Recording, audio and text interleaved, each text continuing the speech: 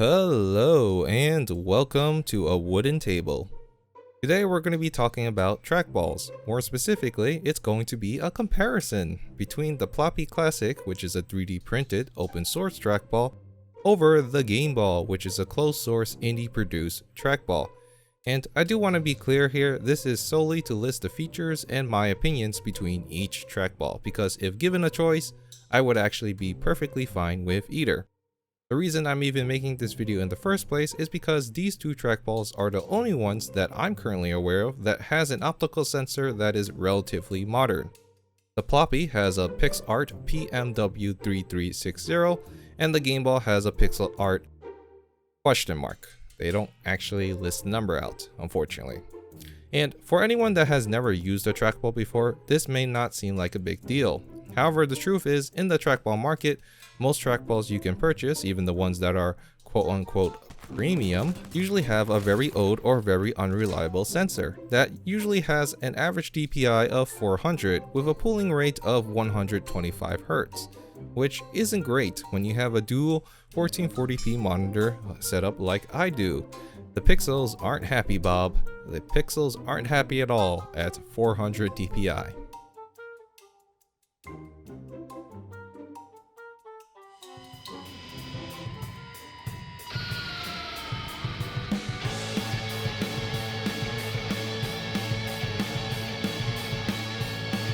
Anyway, back on topic. So, Ploopy Classic and Gameball. These are, at the current moment, my top recommendations for anyone that wants a good and precise trackball. So, yeah, comparison time. First up is ball size. The Ploopy Classic has a 44.45mm snooker ball, while the Gameball uses a smaller 38.1mm traditional ball. However, when placed inside their sockets, the Gameball has the ball sitting more exposed when compared to the Ploopy. So in terms of having somewhere to place your fingers, both are pretty equal in that regard. Moving on to the sockets themselves, the Ploopy has 3 roller bearings from which the ball sits. These bearings are easily replaceable and in use give a very smooth but also somewhat gritty feeling, although there is little to no stickiness. It's kinda hard to explain, but it's almost like the ball is sitting on very tiny grains of sand. With a good flick, the ball will roll for quite a long time on these rollers. That said, these bearings are also quite loud.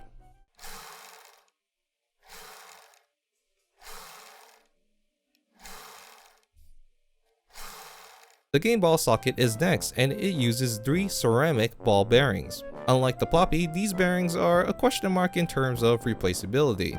I haven't seen anyone do a teardown yet. They are, however, very smooth. In fact, I would argue that travel on the Gameball is the smoothest over every other trackball I have ever used. And that's saying something.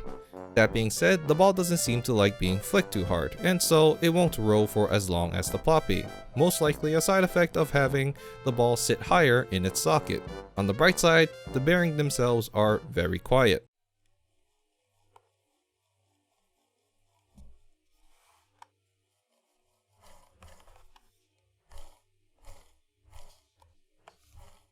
Next up is the shells of the trackballs, and this one is really up to personal preference as both trackballs are made very differently to each other.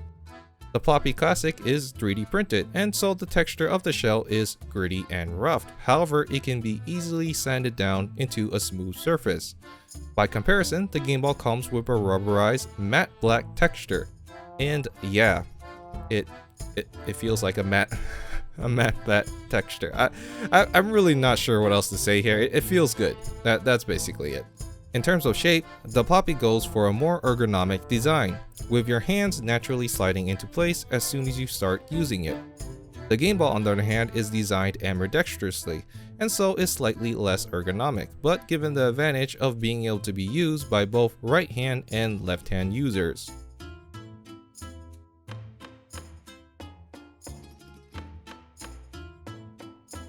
That said, due to the 3D printed nature of the Ploopy itself, this isn't that big of an advantage, as you can just print a left-hand version of the Ploopy if needed.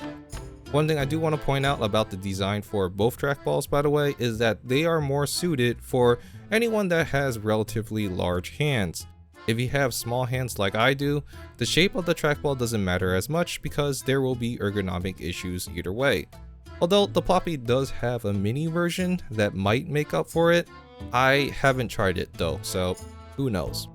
Button wise, the pair are evenly matched with both trackballs each having 2 primary buttons on either side of the ball socket, allowing for the typical left click, right click, back and forward key bindings. Each trackball also include a middle mouse button positioned on the side where your thumb would be. Both trackballs take advantage of Almiron switches and have a nice snap and click when pressed without any mushiness. Basically, they both have the good clickety clackety. That said, the Ploopy middle mouse button is somewhat stiff because of its 3D printed nature, and oftentimes trying to click it will also result in you moving the scroll wheel. Speaking of the scroll wheel, things are a bit different here. The Ploopy uses a more traditional wheel, allowing for up and down scrolling, but no side to side movement. This scroll wheel is, in my opinion, the biggest weak point of the Ploopy, as it seems to have a speed limit. Scrolling too fast will often result in missed inputs and seems to be a limitation of the hardware itself.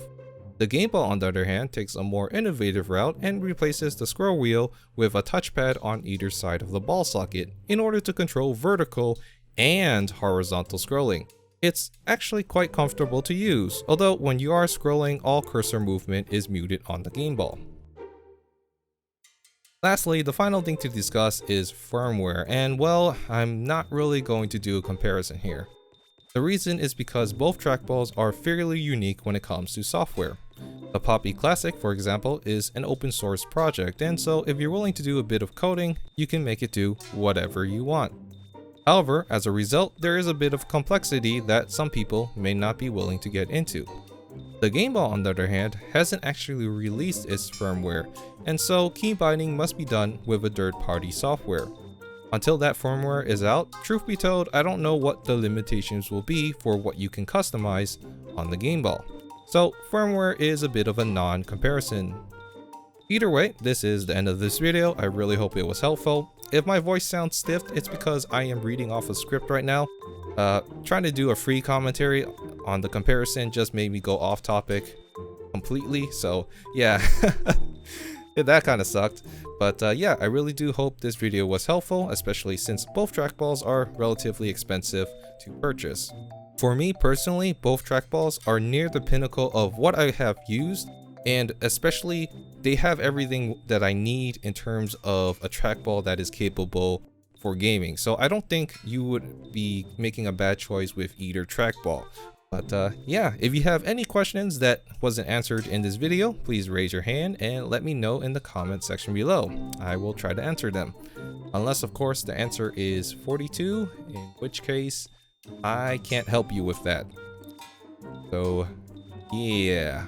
Anyway, I'm going to end it off, and I hope you all have a good day. Bye bye!